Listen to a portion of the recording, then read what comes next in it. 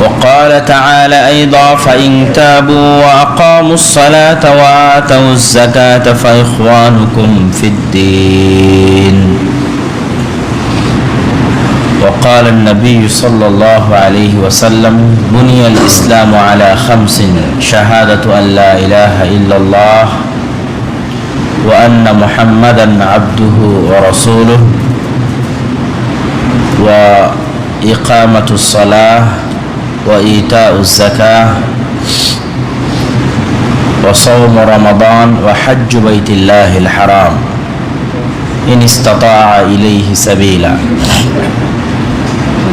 সম্মানিত উপস্থিতি, প্রশংসা আল্লাহ সুবহানাহু ওয়া তাআলার জন্য, যিনি আমাদেরকে রমজানের অতি সন্নিকটে পৌঁছে দিয়েছেন। রমজানের মতো মহান মাস আমরা সামনে পেতে যাচ্ছি। সে আল্লাহর শুকরিয়া আদায় করতে বলি আলহামদুলিল্লাহ।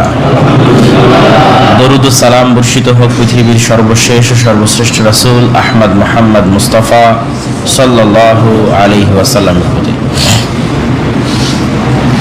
আমরা গত জুমায় রমজান কিভাবে কাজে লাগাবো তার উপর বিস্তর আলোচনা গত জুমায় আমরা পেশ করেছি। আজকের জুমায় রমজানের সাথে সংশ্লিষ্ট অত্যন্ত গুরুত্বপূর্ণ একটি বিষয় যাকাত।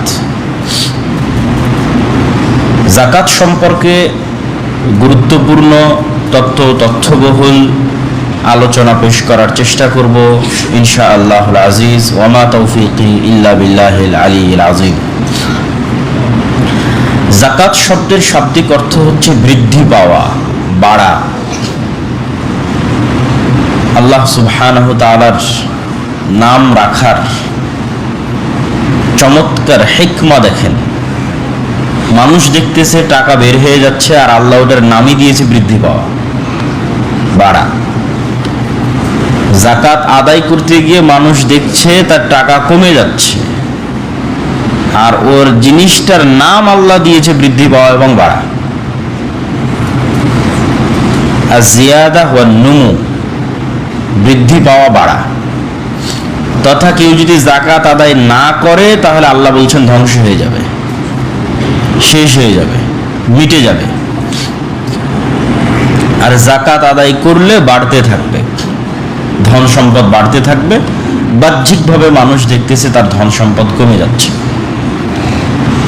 যাকাতের গুরুত্ব এবং তাৎপর্য বোঝার জন্য এতটুকু যথেষ্ট যে আপনি নিজেও পুরো রমজান মাসে তো কোরআন পড়বেন, এই কথাটা বারবার খেয়াল রাখবেন। কিছু অনুবাদ বুঝেন আর না বুঝেন, সালাত মানে তো নামাজ আর যাকাত মানে তো যাকাত, এটা তো বুঝেন সবাই।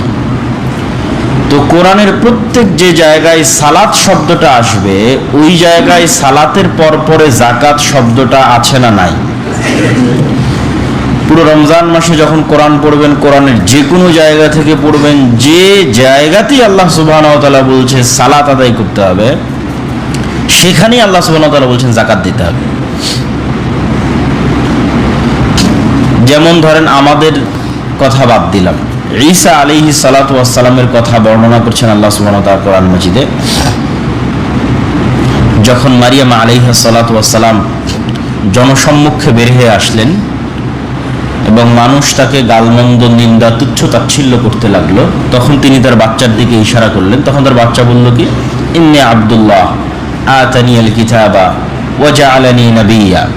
বলতে বলতে বলছে ওয়া আওসানি বিস সালাতি ওয়াজ যাকাতি মা দুমতু হাইয়্যা। ঈসা আলাইহিস সালামের মুখের কথা।